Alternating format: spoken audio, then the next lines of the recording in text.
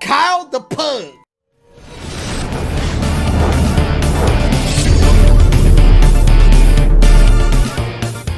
Ladies and gentlemen, the Kyle the Pug Kennelcast is back. We are at Season 2, Episode number 6, and I know we haven't recorded too many episodes because, like I said, number 1, I'm partially to blame, so I kind of blame my backlog. That's number 1. Number 2, we haven't had the right schedule to get everybody together and, like, just talk, record a podcast together, talk about video games. It's been, you know, a rough month for, like, at least a lot of us. And I do have a lot on the backlog to expect. Dude, we have a big show tonight. I'm just going to say this right now. Our show is just, like, it might be bigger than all the shows we've ever done, like, combined. And I say that, like, every other time before, like, we actually get to the main part. And I don't know, I'm kind of contradicting myself. I don't know why. But anyways, welcome to the show, everybody. I am, of course, your host with the most, Kyle the Pug. Yes, I'll explain why here. I switched back to my original name, which 95. You know what? I don't know if this is kind of working out though. Not that I hate the name, not that I don't like the name or anything, but it's just one of those situations where I was just like, okay, you know what? I can't break what doesn't need to be fixed. So I don't know if I said that right, but if it ain't broke, don't fix it. That was one of those situations. So he degree, so he couldn't be a professor anymore. Yeah, I mean, they found out my degree was fake. It's all fake news. But anyways, yes, I'm back to Kyle the Pug. I mean, I do have a PhD in Pugonomics, though. I mean, that's still there. But on that note, yeah, like I said, big show here tonight. Oh, you already know, dude. You already know. It got extremely rated R like 5 minutes into the show. But, of course, the homie Penguinator's here. What's going on, man? How you doing? Boobies! He's that excited. He's that horny for boobies. You heard it first. No, it's actually an old Deadpool meme.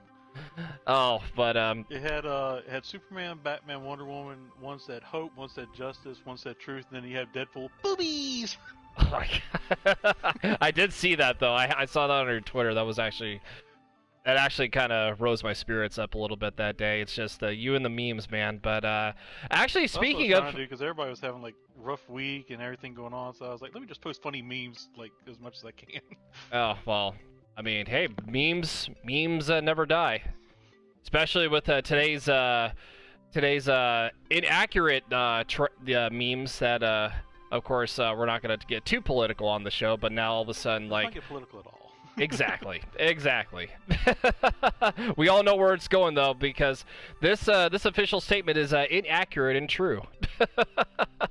Yep. But checked by yours truly. No, yeah. But yeah, I kind of messed around with the memes though a little bit. Just I think it was the Breath of the Wild post I made. This statement is claimed to be accurate and true. And then obviously we were mentioning this earlier with Dan the Man. I kind of messed with Dan a little bit because I knew he was up around that time. I was like, you know what? How can I mess with Dan? I'm like, okay, here, I'll put Super Mario Sunshine's the greatest Mario game of all time, and under it puts like this official statement is misaccurate and misleading, and and Dan just goes, oh, with a question mark. He's like, oh, I'm just like, nah, I don't know. But anyway, speaking of funny moments, we were going to talk about this last week, but I know you were a little PO'd last week, so I was like, okay, you need to cool down for a week, and it had something to do with your drawing video that you did. So you got it finished. That was the good news. The bad news is your webcam recorded only 1 hour of yourself drawing the entire footage. Did I remember that correctly? Did I explain what happened? It was 4 hours, and I figured out what happened. So it wasn't my webcam. What it was is when Elgato updated, it switched it back to PC instead of PS4. Oh. So I went in there, I was like, it's got to be something, and I looked and it said PC. I was like, oh, that's why, because it's supposed to be recording off the PS4, not the PC. So yikes. I tested it, and that's what it was. But there'll still be a video done because I'm going to actually redraw it. I want to fix some small. One thing being an artist is the hardest person on the artist is the artist themselves. So I'm sitting there looking, I was like, that needs to be fixed. I was like, screw it, I'll just redraw it. So, So what did you draw exactly, just to remind everybody? I was drawing a picture of Superman shooting his laser beams out of his eyes.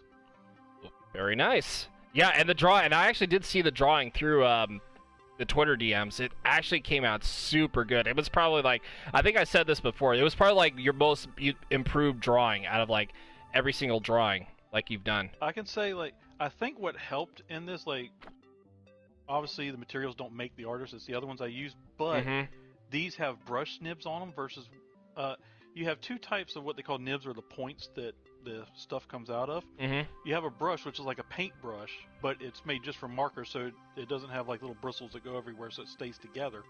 And then you have what's called a bullet nib, which would be like using a pen, but it's just a little nib for the marker ink to come out. It reminds me like of a Sharpie, but like way better.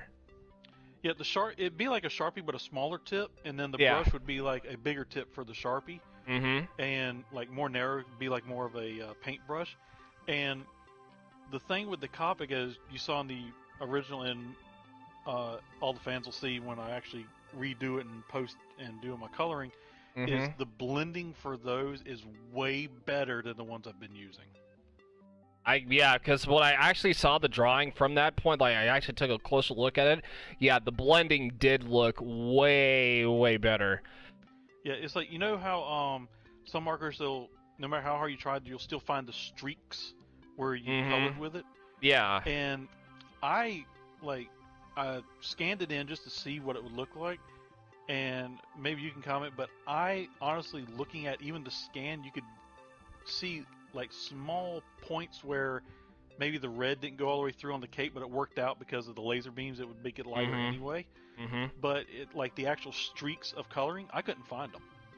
I mean, yeah, like you can't tell if they're like there, which is like, yeah, that's like a little too perfect. It's just like, where are the streaks at? Oh, I don't even see them. It's just like perfectly outlined.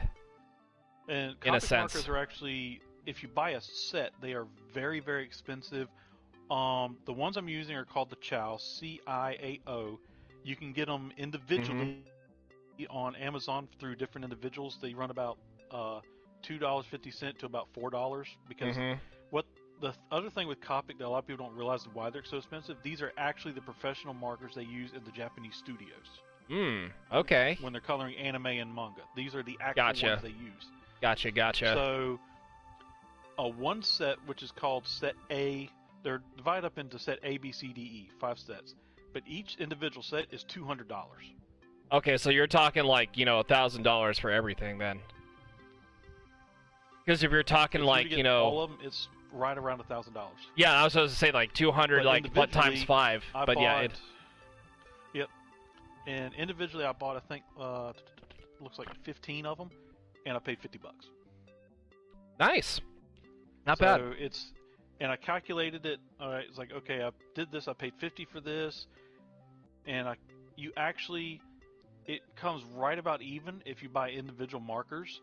And my thing is, where like I mainly draw anime like Dragon Ball and stuff, and now I'm gonna try and start doing some more like superheroes like Marvel, DC, and everything. And you have to redraw. I was gonna say you have to redraw Zamazenta again with that form. I think that would be like a huge improvement, honestly. But hey, you got some other stuff you gotta draw though too, so you gotta put those ahead first. Oh yeah, I got a lot planned, and I'm going to be doing some tutorial videos probably today and tomorrow for the zombies. But hopefully the webcam works or your Elgato works.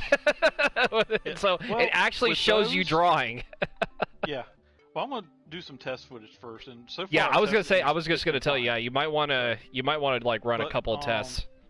But even if I decide not to use the webcam, my brother has a camera or GoPro that has very high resolution. He said I can use it if I want. He'll just help me set it up so it can film. Yeah. And then I can make the video out of that. And but obviously with the drawing video, it's going to have to be shortened because I don't think somebody wants to watch 5 hours of me just drawing a character. Yeah, I was going to say, like, you're going to have to like splice it up a little bit, like cut it like piece by piece. What it is a program I have. I can actually take the footage from 4 hours, and I can keep narrowing it down to where it's actually sped up. And short. Yeah, like you can actually speed it up though. I've had the I have like a little tool that can do that every time I wanted to speed up a video or something. Like, yeah, you definitely do want to speed that up because, So, like I said, nobody wants to watch a 4-hour drawing video. I'm gonna try and make it not longer than 15 minutes if I can, and I also have some copyright-free music that I can put into it because obviously I won't be talking because it's just gonna be a speed drawing. Oh, there you go. But I have some pretty cool music, and some other artists I've watched. Luckily they put, here's the name of the song in the group. You can go here to get it because it's no copyright music. It's free, and I go there and I just download it. Well, hey, there you go. You know, so keep it monetized. That's the name of the game. Yep, and just because, like, once everything's been found in zombies, and apart from when we play and I just record some like Among Us or something like that. I was sitting there like, what can I do as an in-between to try and keep stuff going to the channel to get it built, to get it going? Because I still have, on YouTube side, I still have over 1,000 subs, but I feel like if I don't do anything, I'm going to lose those because they'll do a purge or something like they always do. Yeah, I mean, that happens like every other, week, like 3 weeks. And then somewhere around there. With this idea, not just from watching other artists and so on, but Matt's, I think, said it a few times. I can't remember. I think Set says, like, dude, you gotta show me how you did, what's his name, Zamazenta. And I've had so many people like, how did you do this? How did you cut it? I was like, I wonder if I can make that part of my channel where I just film myself drawing. I was gonna say, like, yeah, do tutorial videos of like every single drawing you do. I mean, that actually has been pretty well, not super popular. On like, everybody's, trending over the Pokemon cards that have been, like, super popular lately.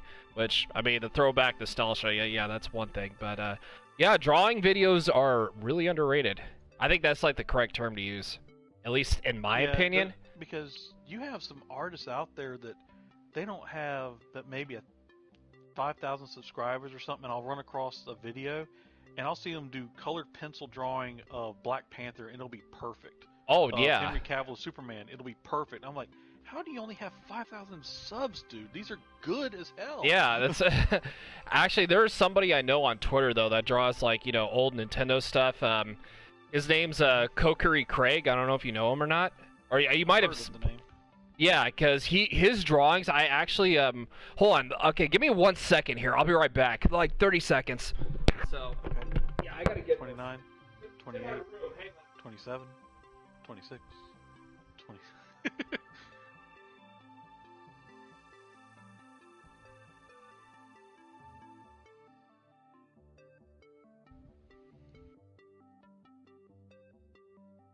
Site. It's a I'll hold this up here.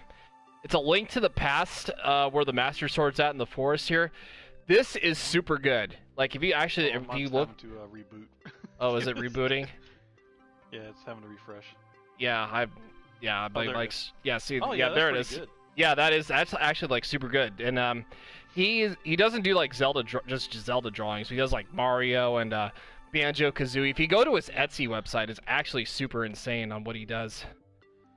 Yeah, and I got this for like $10 though, so it was kind of like hanging up in my room here. So I've kind of had that. Send one to your personal DM if I can find your personal DM instead of the boys. The boys. The boy. Yeah, I actually do. Yeah, Let's so see. I was gonna say like you can show this to the stream. One I did kind of like that, except it was a anime character called Goblin Slayer, but it was like in the woods and everything, which I did a long time ago. And this one was a mixture of marker, and I think what helped cover up the streaks was the metallic color pencil for the armor. But it turned out really good. Okay, it should be sending now. All right, yeah, it just came through. All right, so here, let me see if I can actually enhance it here. So that's like I think that's like a year and a half old or something like that. Oh, a year and a half. It's still nice though, regardless. Even though apart from the red streak here, like kind of moving out over here, but yeah, well, the red streak is the anime. He has a glowing red eye, and that's like red. Oh, okay, that would make sense then. But I don't need chain feeds videos right now. It just popped up while I was trying to show it to everybody. But yeah, shout out to Chain Feeds. Yeah, I got you, man. So yeah, we're shouting out a lot of people today on the podcast. Whether we need to or not. Yeah, exactly. Yeah, so there you go. That's actually you are going to approve that though, if I'm not mistaken, right? Like the actual drawing. Like you're going to make an updated version? Yeah, eventually. I gotcha. Okay. It's like I want to go back and redraw a lot of them now that I have some of the Copics for others, and then some I might look at, like the one that I think you saw. You probably want to start posting pictures of the ones I've drawn, which was the Darth Vader, which was just white colored pencil and white paint on black construction paper. That's all that I used it for that one. That one I think is by itself. So yeah, just like your I was gonna say, just like my gaming backlog, your drawing backlog is like extremely long. Yep. Just like no question about it. Like I swear, like if you have so many ideas to draw though, but you have like so little time because of like work and you got to take care of your fam and all that. But depending on the drawing, and for anybody who wants to get into artwork, they have like master classes on YouTube. I think you can watch, and you have others they'll tutorially show you. There's one, I'll put his name in the chat if anybody wants to see it. Look him up on YouTube. He actually has a channel.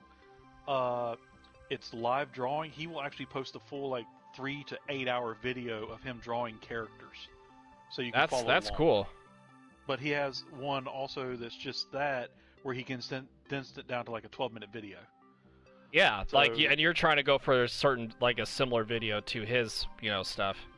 Yep, I'm just going to do condensed ones unless it's one that it's a character I feel like I might post a tutorial, but not for a character, but when it comes to like say anime, like how a lot of people mess up on say the chins, the ears, the eyes. And one thing that I started to notice when wanting to say draw Dragon Ball characters is if you ever pay attention, their eyes only have actually 3 lines. The eye itself. You don't count the eyebrow line. That's not part of the eye. You have the one close to the nose that goes down, one that goes across the cheek, and the one that goes up to connect to the eyebrow. That's it. That's the only lines for the eye. Yeah. And I was sitting there looking at it, I was like, dang, when you break it down to, there's only 3 lines, here, here, here, and then you draw the eyebrow, and the guy was like, and now you're done, you've drawn an eye. I looked at it, I was like, well, I'll be damned. I was like, you're like, damn, that was that easy, that fast. Not that I could probably. Because, well, when you have somebody that, because a lot of my art is self-taught.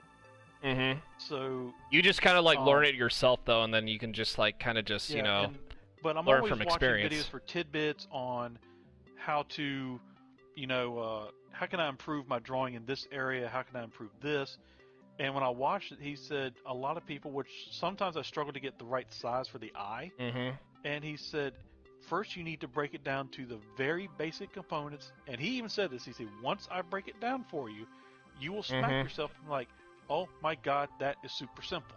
And then he went, one here, or one right here, one up. It's like a Bob Ross tutorial. He just makes things that in less easy. than 5 seconds. Yeah, and it's like less than 5 seconds. He drew the bottom line, which was connecting the eye for the eyebrow, and then he drew the small top line, and he drew the pupil, and he's like, done. You just drew the left eye of Goku. And I looked at it, I was like, holy shit. Like, damn, like that was fast. But it's like, when you get into art, like we do video games and stuff, which video games, I don't care what anybody says, that is another art form. Exactly. Thank you. Thank you. And people don't understand that today. It takes a lot to design a zombie, a character for Call of Duty, a character for even Fortnite, for Nintendo. Yeah, Pokemon, Sword and Shield, Zelda, yeah, and even games like Pokemon, Zelda, Mario, Metroid. There's art. Yeah. Everything is art. Every character started on paper to get an idea of what they needed to look like, and then the designers, which is still artwork, it's just computer 3D rendering, made the picture move, is all it is. But it's still a lot of artwork to it, and I think. And the same thing with movies too, like animated movies.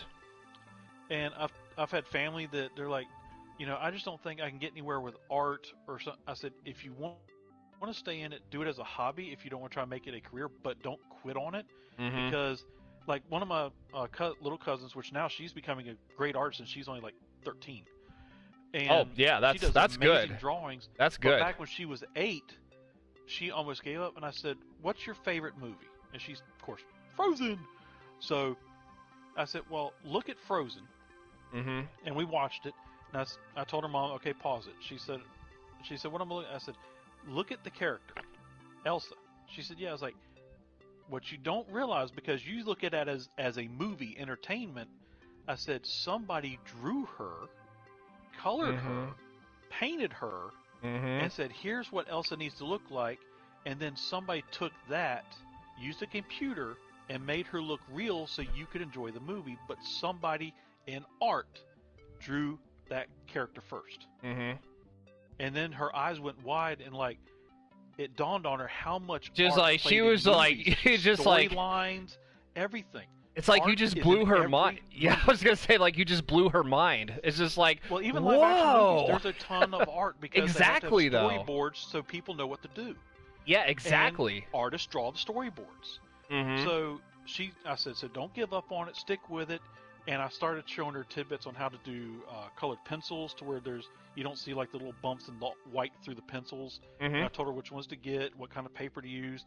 And she, when I went over there one day, it was funny as crap. So I went over there, showed her technique, and she went off with her sister, and I'm sitting there visiting with my aunt and her mom, and then she comes flying back and like, "Here, how does that look? How does it look?" And I was like, "Give me a second before you." It's like, yeah, she was like super excited the way she sounded. I looked at it, and she showed me the other one she had already done, and she was redoing it, but she used my technique to get the blending with the color pencil, so you don't see the bumps in the white. And I said, "That's what I'm talking Good advice. about. You just have to be patient and just learn from other people who have been in art Practice. longer to improve Practice. Yeah, I was gonna say, practice first. Don't try to speed run it right off the bat. Just like at least practice before you actually get used to it. Yeah, and lesson of the day right there. Yep, and I think that if she stays with it, like I hope she will, just like my other little cousin stayed with dance, and she's phenomenal as a dancer. And I think she just turned 14. She's about to go on 15. Ooh. Next year. But at age 8, she was doing dance competitions. She received a full dance scholarship to the Hershey School of Dance. And that's actually awesome. In that competition to get it. That's Most awesome. of them are like 10, GG's. 11. She was 8 when she got it. That's how good she is. Yeah, she was just naturally given that talent just to dance. So that's awesome. And the thing with that scholarship, like, there's not an actual Hershey College or something like that. But what they do is, with that one, whatever school you want to go to, say if it's in college and you want to keep doing dance in the college or high school, whatever, they pay for it the whole way. Oh, yeah. So, I mean, I would imagine they would pay for everything, like, the entire way. I mean, obviously, it's basically you're just getting in just like that. Yep, and she's phenomenal. At one point, because of how good she is, and this is not just like, I know everybody like brags on family members because they're biased, but this is not being biased. She's literally this good. No, I believe you. I believe you. She was making the other girls jealous to where they picked on her, they ragged at her, and she wanted to quit. And I told her just because she got like picked on by these people. Yeah, well, you remember she's like 8 or 9, so yeah, that is true. That is true. At that time, and so I told her mom. We talked, and her mom said, "I don't know what." I said, "Move her to a different school. Don't let her quit dance. She's too good at it." But also, and then she and I talked when we hung out again. I said, "Sweetie, listen. You're going to have people who will make fun of you, not because they hate you. They hate that you are succeeding, and they are not." Yeah, and then instead of being supportive, they're just gonna quit. Yeah, instead of being supportive and being the good friends that, if they don't support you, then why are they even there to begin with anyways, right? Yep. So I said they will make fun of you. They will do anything they can to get you to quit so that you are no longer an obstacle for them succeeding. But the way you get back the negativity out of your life. Yep. Boom, just like that. Here's how you get back at them. You don't do anything to them. You switch schools. and you dance your heart out like you've been doing, and you win every award you can for that school, and then you let that school see what they lost because they didn't control the other girls picking on you. Mm-hmm. It's another. In other words, it's just the rated PG version of saying "F you, bye." Yep. And what made me laugh is she did that, and she was winning awards for this new studio. Of course, they had to move anyway for work, so it worked out. But so I was talking to her mom. I said, "So how's she doing?" She's doing great, and I think it's hilarious. I said, "What's so funny?" She said, "The other school called us, and hey, was there any way you might consider coming back?" She said, "Hell no!" Click. She's like, "Nope, I am not going back there again. Bye." Yep, it's like you had your shot. One chance, you blew it, and now she's over here being successful, and now they're regretting every single second of it. Oh, you gotta love those stories. You gotta love those perfect revenge stories. Yeah, and it's like I tell people, don't look at how you can get revenge on them physically or personally. Look at how mentally, by succeeding in what you want to do. Yeah, do it mentally. Will get the revenge for you. Mm-hmm. Let your actions do the talking. Those actions speak louder than words. Yeah, because I can actually say, growing up, I had so many people tell me I couldn't do this, couldn't do that, and I went and I did it anyway. Mm-hmm. And the phrase I love hearing is, "I thought you'd never do it." I was like, well, I did it. You did it anyways. Because I took martial arts when I was little, and I had people tell me like, "Oh, you'll never succeed or do anything," you know. And then I reached all the way up to black belt. I did everything I needed to. I went to a tournament, and I always wanted to do karate though, but I never got the chance to. So I went to a karate tournament because I wanted to see. Because I was one of those where I wanted to do it for self-defense and not to get a bunch of trophies at tournaments. Yeah, like, so, I mean, I kind of did like the same thing with me though, but like I kind of got like my fighting skills from like my old man, like old school like military-ish boxing sort of thing. I only use it for like self-defense though. But yeah, and same thing with your reason for karate. You use it for self-defense too. I went to a tournament where it was semi-full contact. It wasn't this like score point. So, and because of my size and everything, I was in the heavyweight division. I went in there, and because I dedicated myself to that, and one of the people who was a naysayer, they were there with their school, and they watched. Because of their size, I think they were in the featherweight division or something like that. But at the end of the tournament for fighting, I took 3rd overall in heavyweight division. Nice. Awesome. Congrats. And I walked by them holding a 3rd place trophy. And because they didn't even place. Like, they got beat their first round. And was this like your first year going in? No, this was like after this was a black belt fight. This was okay. I was gonna say the first year going in. I was like, damn, that was impressive. Yeah, no, this is the black belt competitions.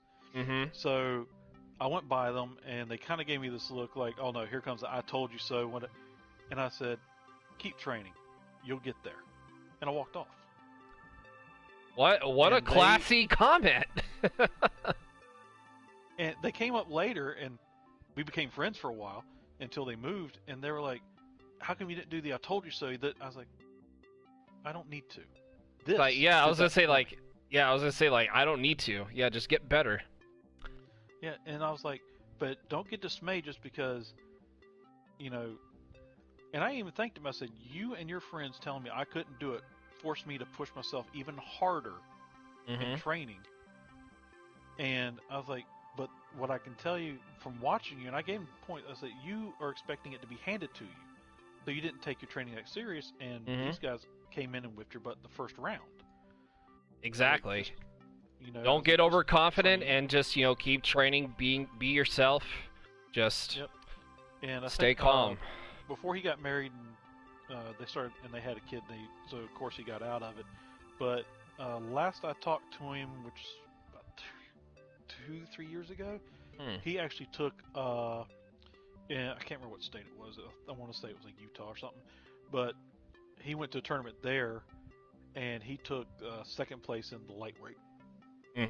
That's awesome. I mean, there's just a couple of words of encouragement, and being classy just helps other people get motivated.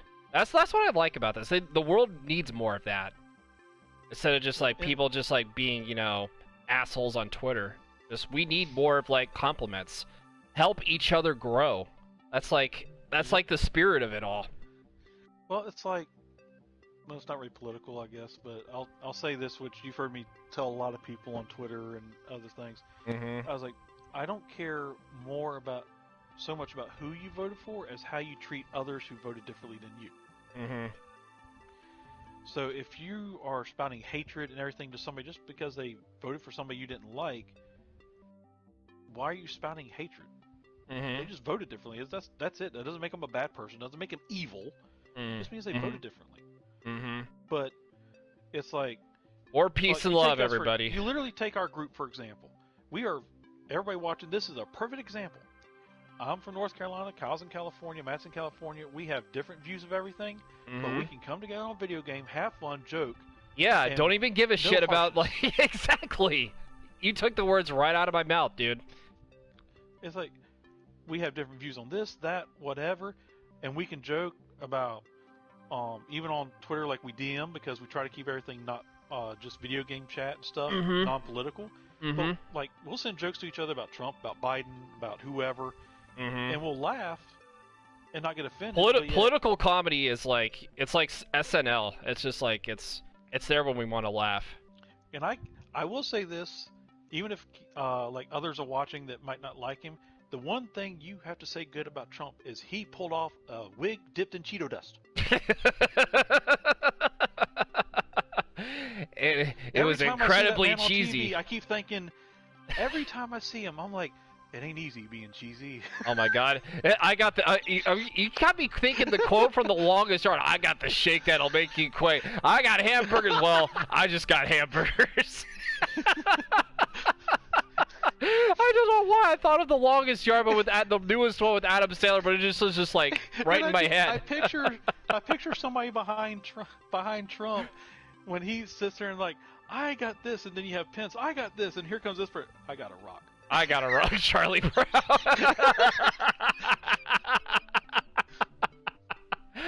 Oh my god, he's just, I got a rock.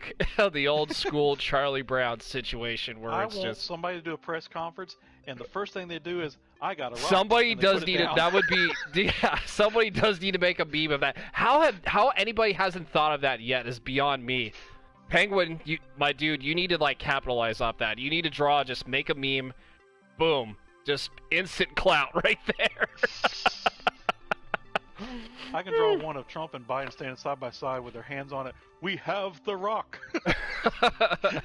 We have it. Like Arby's, we have the meats. Oh my god. But anyways, what I've been up to, how long I've been... Holy crap, we've been recording 36 minutes? Jesus Christ. But we've been talking bullshit. I mean, no, this is good. I'm keeping it. This is good. No, this is not just like BS though. It's just your stories just make it entertaining, and everybody who's gonna watch it on YouTube be like, "Oh, that was the most entertaining stories from Penguin I've heard in a long time." But anyways, it still doesn't beat the Snickers. Oh yeah, because you're a beep when you're hungry. So what I've been up to, at least for backlog wise, we'll get to the backlog here. I've been up to a lot on the backlog. I know it's been like, a month time period, so I'm going to keep you guys up to speed here, so what I've been up to. So, on my backlog, completed the Pokemon Sword and Shield Crown Tundra Dex, shiny hunting, and I've been shiny, if you guys know me, like, if you've known me for, like, for a while now, I've been shiny hunting Latios, which, not very successful, but some other people were, obviously, one person in particular, he actually did get a shiny, but, congrats to him. And another person I know also got a shiny Latios, but congrats to him as well. And there's me sitting in my own misery, not finding any luck, despite having the shiny charm, on finding a shiny Latios. And it's just... Oh, I'm happy for the other people that got it, but yeah, that kind of just, like, puts a really bad mental stain on my soul. Like, it's just that awful. Like, I'm suffering in my own misery and pain to watch while everybody's getting their shinies, despite me having the shiny charm. And I think my shiny count is up to 5 though. They're not all. There weren't even legendary Pokemon, but I actually got like five shiny Pokemon from Dynamax Adventures, and I think the last one I got was a Lilligant. shiny. So so at least I'm up to I'm up to 5 shiny. So I mean, I want to keep that. I want to keep counting the streak there.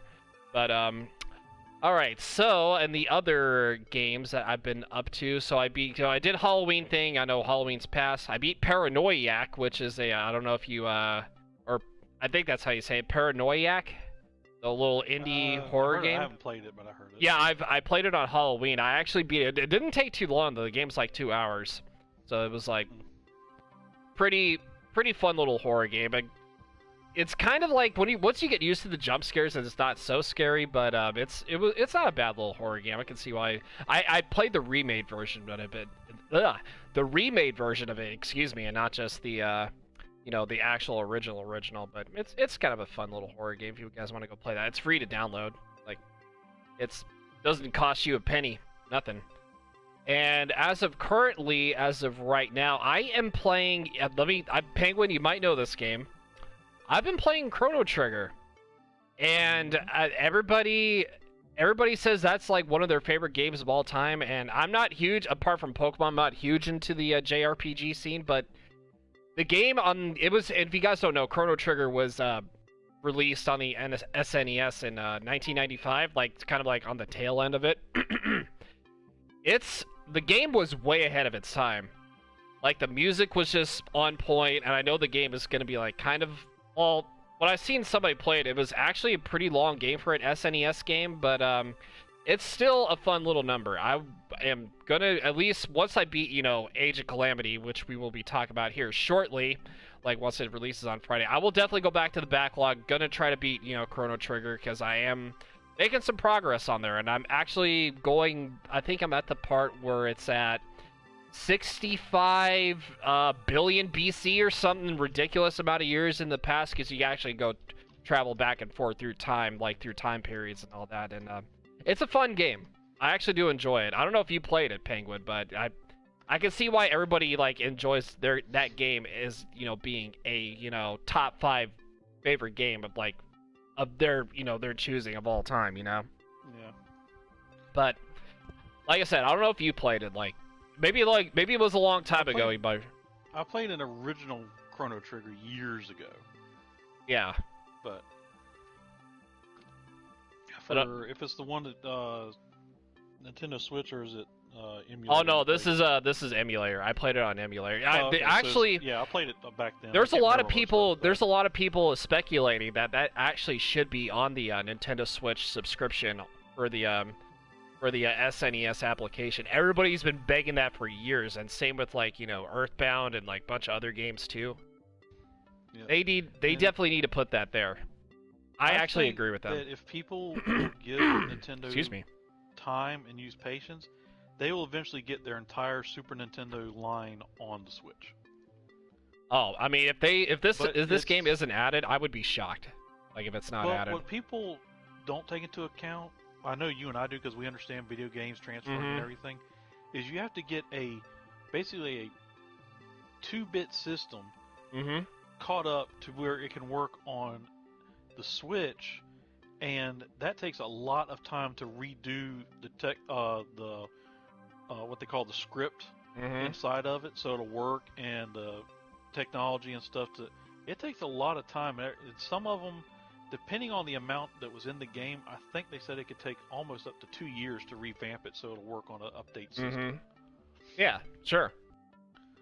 So it's not that they're not going to do it. It's just like, y'all got to give them time. They can't just like, okay, they want Chrono Trigger here. It doesn't work that way. I mean, yeah, obviously it takes time, though. It's like Donkey Kong Country 1 and 2. Like, it obviously took time, but yep, here they are.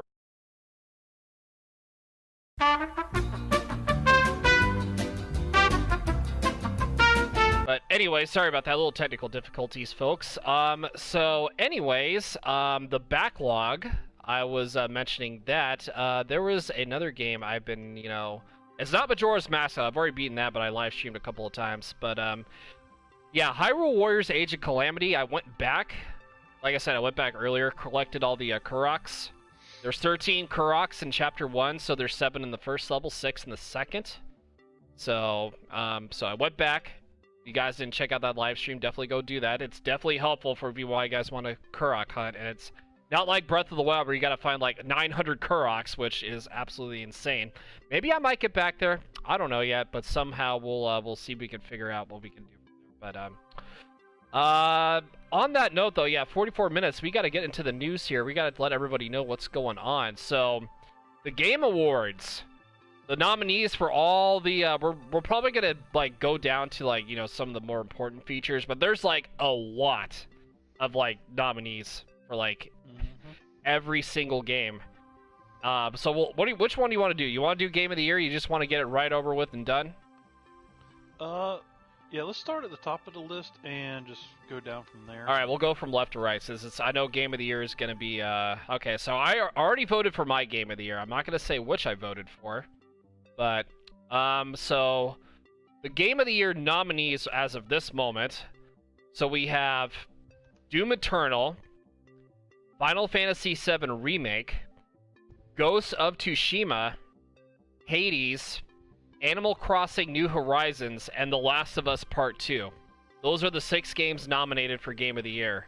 And that's going to be like, anal crackers? What? That shouldn't be on there, but guess what? It is, so we all have to deal with it. And it's a very good reason why Animal Crossing's up on there, too, because it got released at the right moment, is when the pandemic started. So that's a huge explanation why it's up there. Last of Us 2, at least to me, I mean, that's fine. I'm cool with it being up there. I just feel like, at least, I know the storyline, it's really, really good, but I just feel like, to me, it's just overhyped. Yeah, I think they're right. But me, personally, for the artwork of the games, the direction... Oh, yeah. Artwork is just amazing. The playability and everything, I would say, I think it's going to come down to between 2 of them. Mm-hmm. And I think it's going to come down between Ghost of Tsushima and Animal Crossing. Yeah, definitely. For sure. If you look at everything from direction, gameplay, story, fun, stuff you can play with friends, to just the digital artwork and the 3D artwork that came with Ghost of Tsushima, I'm not counting Doom, even though Doom's a good game. I'm doomed out. So you're doomed out. No pun intended. So I think I personally believe artwork and everything, like I said, included, and just the artwork for Animal Crossing is there. I know some people won't like it, but it's just very simple artwork. Oh yeah. And the time, the playability, especially with all the villagers. Popularity. Yeah, the villagers, Yep. like how long it took to draw like 400 plus. Yeah, that's amazing. It's nuts. Say, that's my 2 that I think is going to come down between in the end, is Ghost of Tsushima and Animal Crossing. Is what I think definitely, for sure. Down to. Yeah, so I believe, like, here's another thing, I was gonna. I forgot soundtrack. Okay, so here's another thing I was actually mentioning here. So I mentioned Hades, right? Like the game that just got recently released, for the Switch here. Everybody's like super hyped on it. Oh my! I mean, the game actually does look super good, from Supergiant Games. The game by itself it's in a lot of categories, so it literally just like blew out every single other game in the water for nominees wise for categories, which is nuts, including Game of the Year, which everybody is speculating it's their Game of the Year, and you know what? That's perfectly fine. I mean, like I said, the animation design, the combat features all look super good, super good. Oh yeah, but even if you go and look at the site for the GameAwards.com where it says nominees for anybody watching, if you wonder what site we're talking about, and you just look at the thumbnail they gave for it, the animated drawing, the shading, the background for Hades looks super awesome. Oh yeah, this is definitely on my list that I actually play. I've asked if it actually is really good, though, to play on the Switch, and they're saying, oh, yes, please get it. And maybe one day I'll stream it. With, because it was announced in the Indie Direct. It was in the Indie Direct. I was like, yeah, this looks so underrated, and all of a sudden everybody's buying in the hype. I'm like, it's not underrated anymore when everybody's just building up to the hype. Here's what's funny, though. Have you noticed this lately where indie games are becoming more popular instead of the franchised games? Yeah, and that's good on them too. More indie developers need to, get their stuff known out there for sure. But like we were talking about artwork again, if anybody's wanting to go to the website I already mentioned, But if you look at the game of the year and you see Ghost of Tsushima and Hades side by side, and while Hades is more of like the anime type artwork and the Ghost of Tsushima was I was more gonna say CGI, this is a game that's right up your alley though, Penguin. If you wanted to play it, but if you look at the artwork side by side, like the samurai artwork with the cherry blossoms or leaves flowing by, and then the death anime, I guess, for Hades, both artwork look freaking awesome to me. Yeah, I would definitely see you playing Hades for sure, even if it's like on PC eventually. or Switch. Yeah, this is a Penguin game written all over it, and it might be my sort of game too because it does have some Greek mythology in there. So I'm like, I love Greek mythology things, and I don't know about Matt, even though he does like Greek mythology. I don't know about, but hey, it started with me like God of War will probably be like my favorite Greek mythology game, hands down. But this will probably be up there though if I decide to play it for sure. So game direction. So yeah, game direction, we have Final Fantasy VII Remake, Ghost of Tsushima, Hades, Half-Life Alyx, and The Last of Us Part 2. Obviously, 5 out of the 6 games were mentioned here, and I actually voted for The Last of Us Part 2 for the game direction, because the direction it went to was superb. Like you mentioned, artwork, drawing, yeah, the directing of it, yeah, it's just... all that was just like, to me, it was just flawless. I'm kind of shocked to see Half-Life on there. I mean, yes. Well, I mean, it's a cool game. I mean, I don't know much about it, but it's still cool and it's up there. But it's just like Half-Life's been around for a good while, even though they keep adding to it, I guess, and making other versions.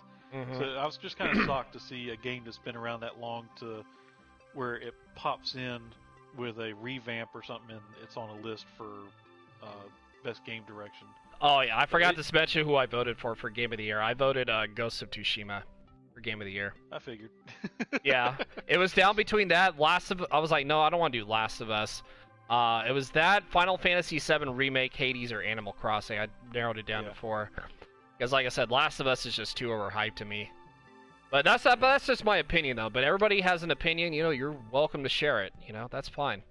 So, art direction, speaking of art, what did I vote for here for art direction? I know the, okay, so, oh yeah, I know who I voted the art direction. I voted Final Fantasy VII Remake for best art direction, and it's between, it's like one of their, basically it should have been like on their list for Game of the Year, but it's not up there, which kind of shocked me a little bit.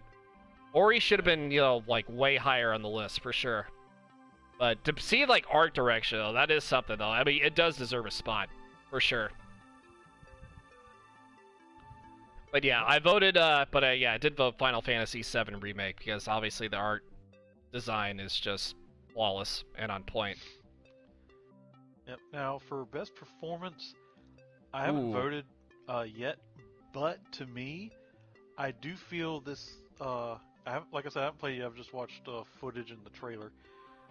So, this one, I want to say, is one that maybe people might not agree with because the other games, but Najee Jeter as Miles Morales in Spider-Man's Miles Morales, he had a lot of shoes to fill from the last game, and from the voice acting I saw, I voted for him. I voted for him. The gameplay, Najee Jeter should get the vote. Yeah, I voted for him as Miles Morales. I voted for him. I was just gonna mention that, like the performance-wise, he needs that. Like especially with, you know. And I bet you, you know, especially with a lot of people, like, especially, you know, in the African-American community, that is huge on this game, you know, with Spider-Man, not just anything, like any other culture with that in general. They're going to definitely be, you know, voting for that. And that's, I'm all in for it. I am all in. He did a great job. He really did. No, he did. Like, the voice acting-wise, I saw, you know, I think I saw Dashi play it.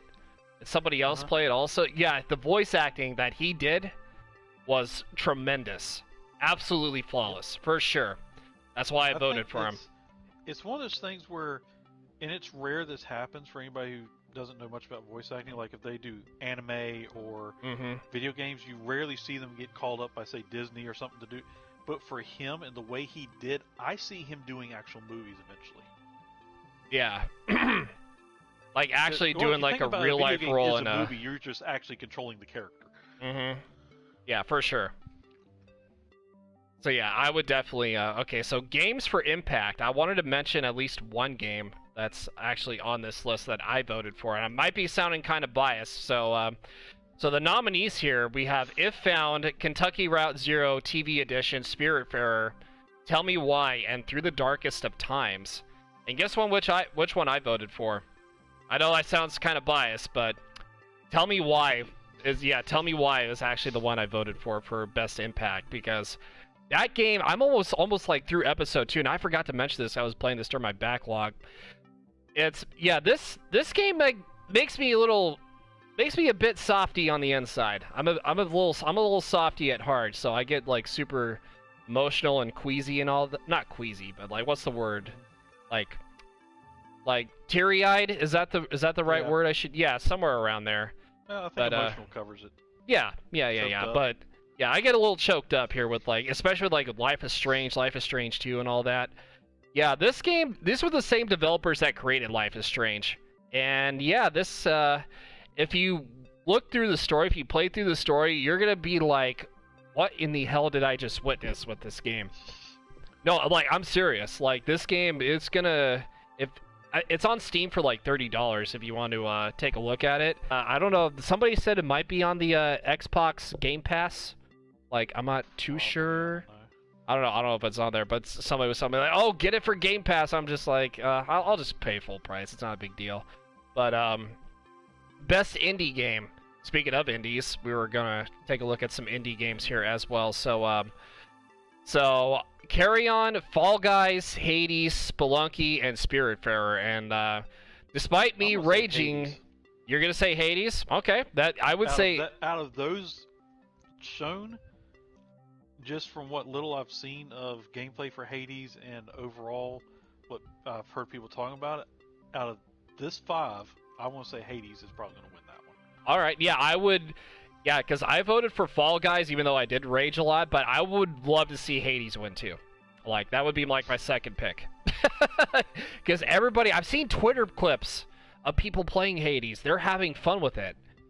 And I want to get into that action too. Like, there's a lot of games I want to get into that is just like, oh, I want to get into these games super badly. Next category though, I don't even know like if we should make comments on this, because I don't know if I don't play any of these on mobile. I play them on the best mobile game. Yeah, I mean, I sometimes play mobile, but not too much mobile. I'm more of a console PC person myself. I don't really know much about 3 of these, but like Call of Duty, I do see people play mobile for that. Mm-hmm. And I think Matt plays Among Us on his phone and not really on his PC. I'm not sure. So, but I think out of the 2 I do know about, mm-hmm. I probably would say Call of Duty Mobile would take it over Among Us. You think so? For mobile, yeah. Now, if it was PC for enjoyment and best overall fun with friends and so on, I think Among Us would take Among Call Us, of Duty. yeah. Yeah, because either Among Us or, Genshin Impact's kind of like up there too. Just for like the, the friends playing wise. I feel so bad for Pokemon. No, but I feel bad though for the Pokemon Cafe Mix. Like, I mean, that's just Pokemon by itself, though. That only got, like, one category that was in there. And it was up there for Best Mobile Game, and I kind of do feel bad as a Pokemon fan, but, you know. If you look at what they're up against, I just don't see how that one is going to do. It's more of a, at least it's more of a, it's like more of a Switch. It's on for Nintendo Switch also if you want to get it. I think it's for free on there also, but the end-game currency is, like, you got to, like, pay to, like, get some stuff. I kind of stopped a long time ago. I mean, I got into it for like, the first couple of weeks, and all of a sudden I just stopped playing it because I never got interested anymore. But now, yeah, no, go ahead. No, I'm gonna say for the next category, I'm gonna probably make a lot of people mad that might see this. It says best community support, recognizing a game for outstanding community support, transparency, responsiveness, inclusive on social media, and so on. They have Fortnite. Bullshit. That is not a community support thing. They ignore you. They try to, if you tell them about something, they ignore it for like months and months for a second. I mean, it's like, dude, no. Get Fortnite off of that list. Yeah, so yeah, Destiny 2, Apex Legends. I voted for Fall Guys, by the way. I was like, you know what? Apex isn't that much better though. The Fall Guys actually does listen to the community, so that's why I voted Fall Guys. Yep, Epic, unless you're like a big Epic Games, unless you're like a big time streamer or something like Ninja or something, they don't listen to you for squat on improving that game. Yeah, So yeah. for them to say, "Oh yeah, overall community," I'm like bullshit. Yeah, exactly. BS. That's correct. All right, so best multiplayer. Oh, we got to get to this one. This is the one we got to get to. All right, so I don't remember. Okay, so so we have Animal Crossing: New Horizons, Among Us, Call of Duty Warzone, Fall Guys Ultimate Knockout, and Valorant were the best multiplayer games. Now, knowing this is kind of like I voted Animal Crossing, and I'll give you a couple reasons why. I'm not going to try to be biased here. I'm actually going to give you like 2 legit reasons why. COVID-19 kind of came into effect this year, which, that kind of, separated a lot of families. And a lot of families that own Nintendo Switches are definitely going to try to get, Animal Crossing for that same purpose. And number 2, do you see, like, it is like one of the top games sold, like, you see how many units they sold for Animal Crossing on Nintendo Switch? It's insane! It's like number 2 best, like, unit, like, sold on the Nintendo Switch. And I don't know what number 1 is. I think it might be Mario Kart or Smash Brothers. Maybe Mario Kart. I'm not sure exactly, I think it's right between Mario Kart and Smash Brothers. Yeah, but that's why I voted Animal Crossing, because it brings people together. Like, especially during this time, it brings people together. We need more peace. We need more love. We just more chill. And I'm not saying I don't have anything against, like, Among Us or Warzone or Fall Guys. They're all fun games. Like, I mean, I need to get on Among Us because I haven't had a time or place. You gifted me the game, and I haven't had the time. We all haven't had the time to get on it. But Yep. Oh my God, Penguin's all, I wasted $5, you son of a bitch. Like Biff Tannen from Back to the Future. Hell, it's only $5. I didn't care. Yeah, but like I said, no offense. I actually enjoy all the games here, but Valorant's the only one I haven't played. But Animal Crossing just clicks me. Like, I don't know why. It's just like it's the only game, at least in my opinion, that's just like it's multiplayer. You can go online, you can chill with your friends, go to their islands, just have a good time. That's all that's all it's there for. Just have a good time. And now for like, again, if anybody goes to the site GameAwards.com. Yeah, I just put the link in the chat. Okay, like they'll tell you like for this best multiplayer, it's for outstanding and it tells you. Now, what y'all don't understand is like me and Kyle do not go by that when we talk about a game and why we think it should win. We have our own reason, like he just said. And to me, overall, for everything that's gone on this year and what helped bring people together for more relaxed fun, I would say Animal Crossing needs to win this. But for overall enjoyment of hilarity, and not so much just me playing it with Matt Man and the others, but also watching some of the bigger ones like Wildcat and them play, and just the hilarity that happens when they mess with each other. Among Us is going to be my number 2. Yeah, I was gonna say Among Us. Funny watching them mess with each other. Yeah, Among Us was like a close second to me when it comes to like multiplayer. Yep. Like 100%. I actually watched a video. It wasn't Wildcat, but I want to say it was one of the other guys I was watching on his channel, and he was the imposter. And for anybody who doesn't know anything that much about the game, you have crew on a ship or planet or whatever, and then you have imposters that are trying to kill the crew. And the imposters can go in a vent and travel really fast, kind of like a fast travel. And this guy, when apparently they added a mod where they have proximity chat in Among Us now, once you get the mod. So they're sitting there, and the guy that's imposter says, "Hey, wait a minute, I need to go down here and clean something. Watch over me." And they're like, "Okay." And you see him hop in the vent. The guy's just standing there like, I wonder if he's coming back. Like, dude, he's the imposter. That's how he got in the vent, and you're just standing there like an idiot. Oh my God, he's he's like, just he's like, "Here, wait a minute, I got to go down here and clean something." They're like, "Okay." And he's sitting there waiting for him to finish the task. The imposter in the vent. He's just like, oh shit. But I'm like, oh my God, how dumb can you be?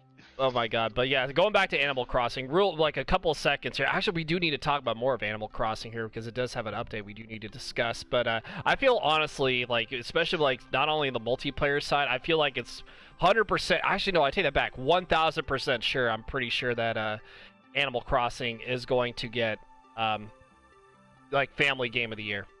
It's no question. It's up against. Hold on, I'll see who it's up against here real quick. So it's up against Crash Bandicoot 4. It's about time.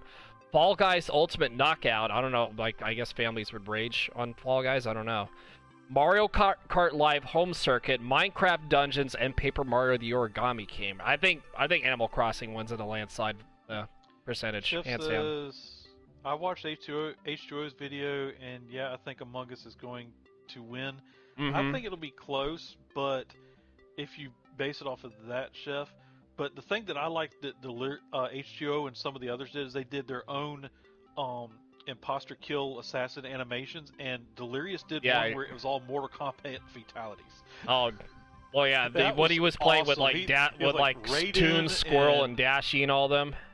Yeah, and it was like he would kill Squirrel, and he would put a Mortal Kombat fatality animation in with the Among Us characters.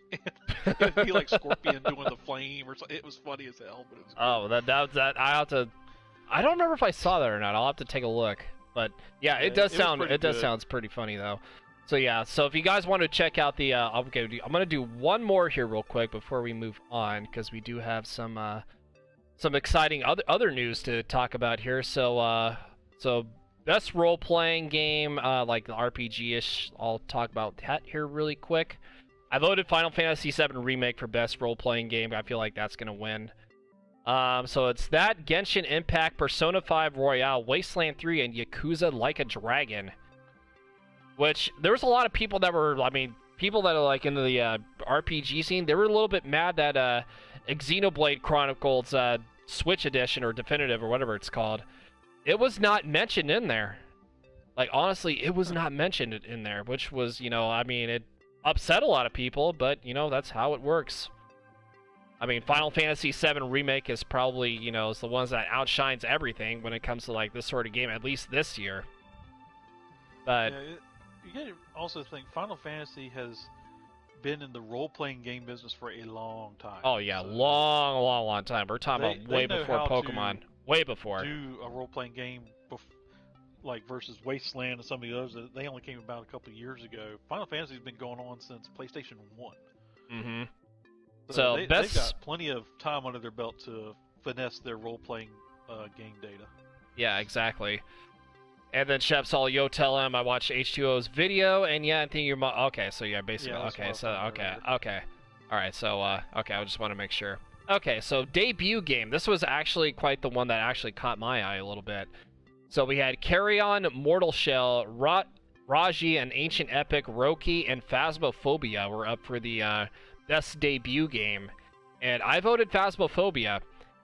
And I might sound kind of biased when I say this here, but I actually do want to play Phasmophobia. That actually does look super fun. Like, I like horror games. Yeah. I've seen a couple people play it. It looks scary. Like, it actually does look scary, but I love the scary vibes. It's super fun. And I want to get to one more here. Like, while you talk about this, I'll get to. Go ahead. Yeah, I'm kind of shocked that as a debut game for the year had the best debut for the game itself in the way of sales, and I'm actually surprised Animal Crossing is not on that list. I think Animal Crossing was out. Or top 5 list. Oh, well, yeah, I'm talking about the Animal Crossing has been out since 2001 on the GameCube. Like, if you're talking about USA releases. Yeah, but I was talking about for say the Switch this year. I'm actually surprised it's not on this list. But I'm surprised Animal Crossing New Horizons up for Game of the Year. I thought it wouldn't be on there. Personally, it just shocked me. Yeah, no, that's good though. It actually got that Smash Brothers Ultimate. Nobody saw that on there either. But you know what? It's up there. Yeah. But people need right now. These are just the nominees. There's probably more that might take their place depending on how it goes. But overall, I think for each category, I do think they have some really good picks. And then there's others, I think that it's personal preference when you look at it, how the hell is that in that category? Mm-hmm. Exactly. So, but I do think joking aside and everything, I do think overall they have some really good picks for the games, the esports coaches, athletes, the voice actors. I do think they have some really good picks this year to pick from. Mm-hmm. Sure. All right, so best action game. So 5 games are up for here. So Doom Eternal, Hades, Half-Life Alyx, Nioh 2, and Streets of Rage 4. So, I'll tell you what I voted here. The game I voted here. I voted Hades for Best Action Game. I feel like that's going to, hands down, get it. Like, everybody's addicted to it. But it's tough, though. I mean, I'm not counting out Doom Eternal or Streets of Rage 4. I just feel like Hades is buying all the hype. Everybody's going to vote for it. I feel like that's just going to be the story. Yeah, like I said, like, with Doom, it's a great game, but Doom Eternal and others, they really, it seems like they don't really change the story and make it like its own new game, if you know what I'm saying. It's like they just keep adding to the remake of Doom that they did a couple of years ago, so you can get these new Doom versions, and they're like, oh, get, Doom Life After Death or Doom Eternal, but when I actually get it and play, I'm like, this is the same game I had 4 years ago. It's just had more crap added to it. Right? But hey, as long as it makes people happy. Same game over and over again. It's a good action game, don't get me wrong, but I just feel like that they just keep revamping it over and over, and they're not progressing with Doom like they should, in my opinion. I think there's a lot they could do with that if they progress past just re-adding crap to another one and and just putting a new name on it. But yeah, that's definitely true. You're right on that. But yeah, going back to Animal Crossing, there is some basically some news going with that game, because of course, yeah, Animal Crossing's in the news though. That's just like insane how it's getting all the popularity in this episode. So the new update is going to bring the festive season with Thanksgiving and Christmas, and it's coming to Animal Crossing New Horizons with an all-new update that introduces the festivities Nintendo has announced. So basically, on November 19th, which is tomorrow, and if you guys are seeing this, the update's probably already out now, the update will be free to download and will allow players to experience both Christmas and Thanksgiving within the game, and a number of new reactions and hairstyles will also be added, as well as the option to upgrade and expand the in-game home item storage and save transfer data capabilities, which, at least to me, I don't understand like why they added this so late, but it's better late than never,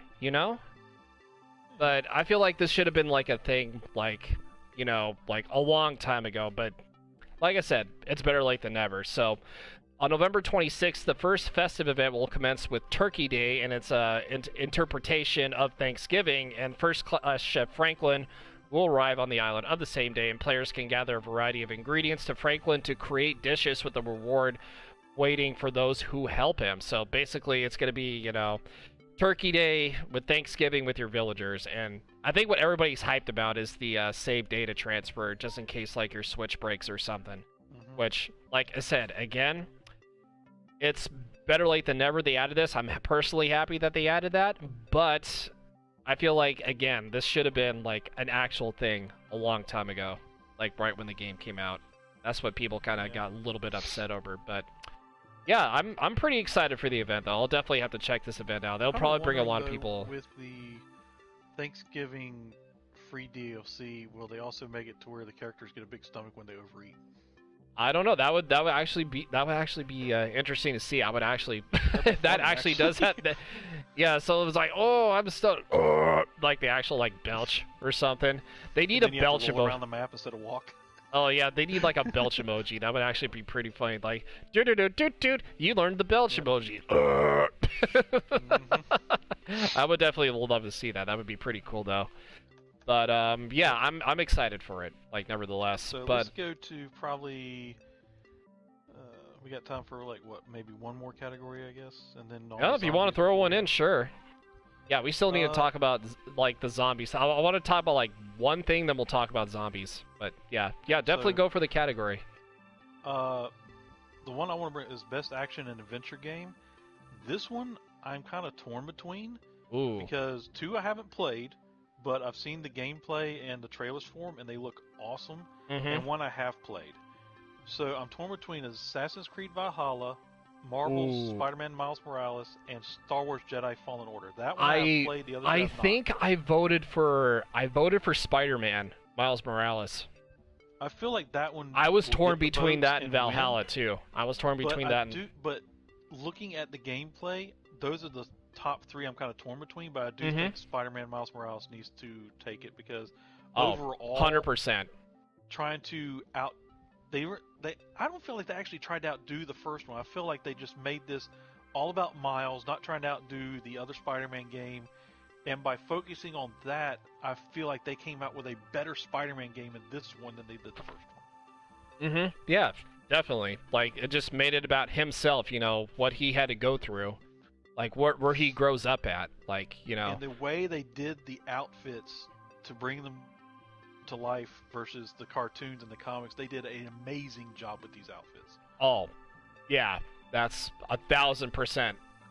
Like, definitely a flawless job. For sure. And it's like I was sitting there telling, I was texting Matt, I can't remember if I did it in the boys chat or just me and Matt, but I was like, they kept popping out with, here's a look at the new Miles costume, here's a new look. And I was like, oh my god, the more they said, the more I want the damn game. Because the costumes look so awesome. Yeah, one of these days I will definitely play it for sure. Like 100%. Here's the funny thing. I have not played it. I've got the game, but I haven't played it because I was gonna get a PS5, but now that they've come out where they're having some issues, so I want them. Yeah, to like your PS, like your first. PlayStation 5 could like die like in any given moment. That's why I'm waiting on mine for them too. To fix it, and then I'll get one. So I have this great-looking Spider-Man game that I can't play. Like, I've got a paperweight. All right, so yeah, real quick and so let's do you want to do my thing first or do you want to talk about Call of Duty? I think we should do your thing first with Call of Duty Zombies and then we'll get to the last topic here. It's not video games or sports related, but it is like kind of involves some childhood. So I'll let you get to your thing first with Zombies. It's okay, so it's fun. Overall, at first when this got announced and we saw a little teaser, I was like, I'm not quite sold. I don't know if it'll be that good. And then when I saw the actual reveal, Matt and I watched it, and I was like, dude, that looks like it's going to be really good. I want to take a leap of faith. I want to get it. I got the ultimate version for digital, so when I get a PS5, it'll just let me play it. And I played it. I beat the Easter egg, and I'm still going through for side Easter eggs. The gameplay for both zombies and multiplayer is very good. The graphics, the design, the flow of the game, the weapons. And what I like about this zombie, some people don't like it, I do like it, is you can pick your loadout going in. So you can start with an AR. You can start with that's the best part of it too. LMG or just a melee knife, which is a one-hit kill, I think up to round 15 by itself, not pack-a-punch. So you can melee insta-kill all the way up to round 15 with just the knife, if you want. Oh, yeah. The mini-boss zombies, I liked how they revamped the Hell Dogs. They look way intimidating, I guess you could say. Intimidating and horrific, yeah. And Matt doesn't like them because they're so broken and overpowered, which is probably why they're looking more horrific. They have fixed it a little bit. Because originally I think one hit took almost half of your life or something, and now it only takes like 10 or 15 points. Yeah, okay. So they did fix that, but they still need to fix the mini-boss zombies, the Megatrons or Tons or whatever they're called, because their range to hit you is like 15 feet. Whether you're near him or not, if he swings, he's going to hit you, and he knocks you down to like only 20 health. So, and you talk about, we were joking when I was playing with Ice the other day, and we beat the Easter egg together. I was like, dude, we need to report that player because his aimbot is OP. And she turned around and she saw him shoot at me. And when she got close enough, it actually turned around, didn't even stop in midair, and went behind him and hit her. Oh my god. You literally see it do a U-turn, go by his head and hit her, and she's standing behind him.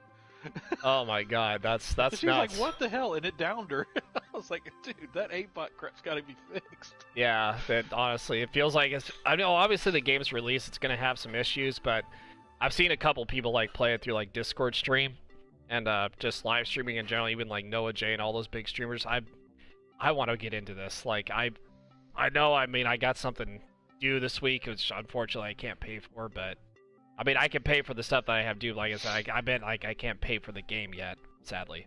But anyway, yeah, I still want to get into it, like 100%.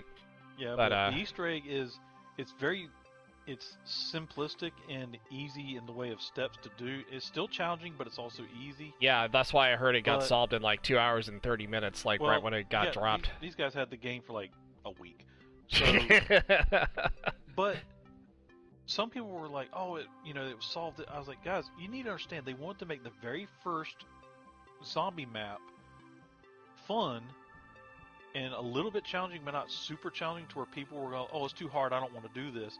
Because they're trying to revamp and bring back the zombie community. Because after IW, when the hate started on that game, it went into Black Ops 4, and then every map, especially on Chaos side, we all can attest to that, where people were just hating on it. And I felt like the zombies communities became so toxic that when they looked at, okay, we need to look at how can we make a zombies mode that revamps everything, that will bring back the fun of zombies and bring the community back together again. And I feel like they accomplished what they set out to do in this one. I feel like there's a lot more people on zombies now than there were, like, a couple of years ago. There's people playing zombies now that were not playing back then. Exactly. That's exactly what I was saying. Like, even try-hard multiplayer people that are, like, super good, they're starting to get into zombies now. I think it's all due to Noah J's 456's influence, like, in the zombie community. Yep, and I mean, we joke about him and everything, but overall, him and who's the other one? There's a Mr. Waffle Waffles, Codename Pizza. I feel like their interaction in the zombies community and them looking at the game, and whether you want to call it early gameplay and fuss about that or not, that's another story for entirely. But I do feel, as people who held the community together and tried to get them hyped to bring them back together for this game, those three, to me, were the top three that helped do that. Yeah, for sure.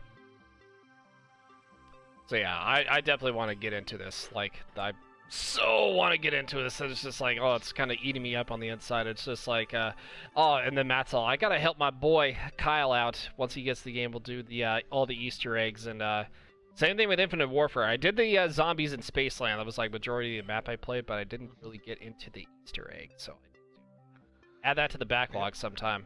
But anyways, yeah, like I said, I feel like zombies, from the way I've seen it, I think it's like a 9 out of 10, even though I haven't played it yet. That's just me, though. But but yeah.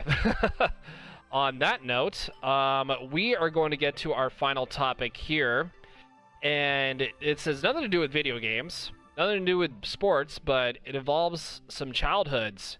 If you guys remember the show The Animaniacs, that is coming back this Friday. And if you're watching this on YouTube, it's out right now. So it's more than 20 years, and the show's making a comeback through Hulu, I think. So if you guys have Hulu, that would be like right up your alley. So, and it's gonna the original show that they're just showing, or is it a revamp? It's revamped with they're kind of trying to make it a little bit more similar, but it's gonna be like computer, like instead of just like hand drawn, it's gonna be like it's more current in a way. Oh, like, okay.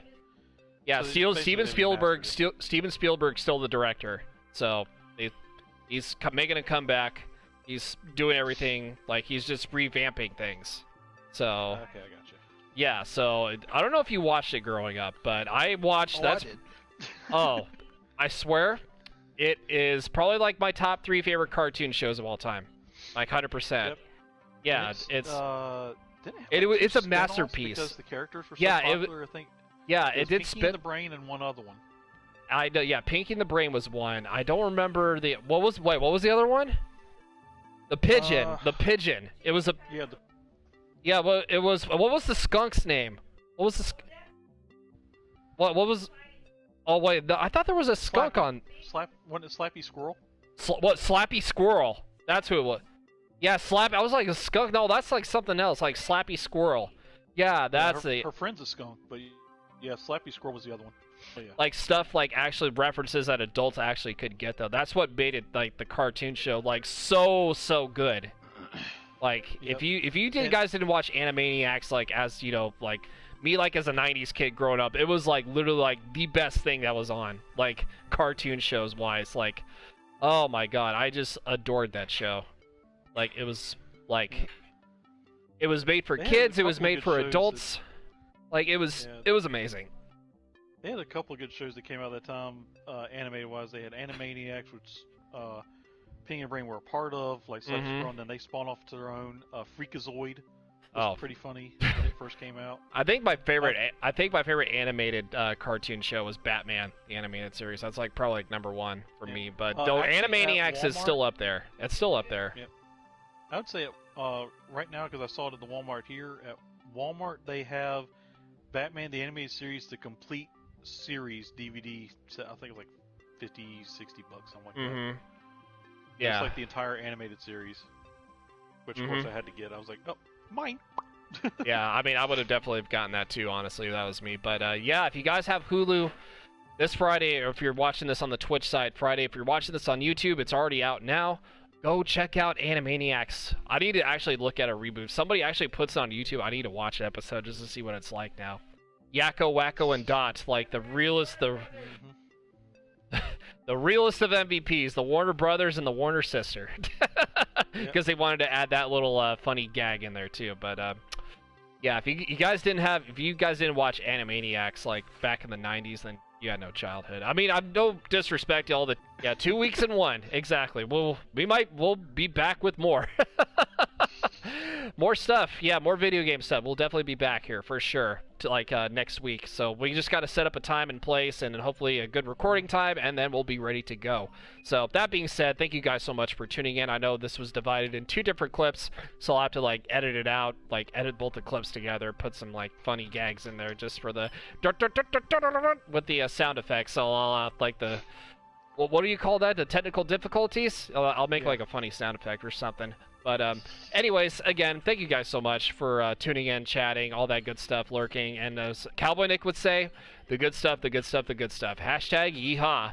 Yeehaw! God bless your soul, Cowboy Nick. So for Penguinator, thank you for joining, man. As always, I know you got to play some more zombies with the boys, and I wish I could join. But again, it's just wasn't meant to be. At least not yet, though, but I will get there soon. I will get there soon. Yep. And I'm Kyle the Pug, host of the show, and I will catch you guys next time. Hashtag Pugbark. Bye!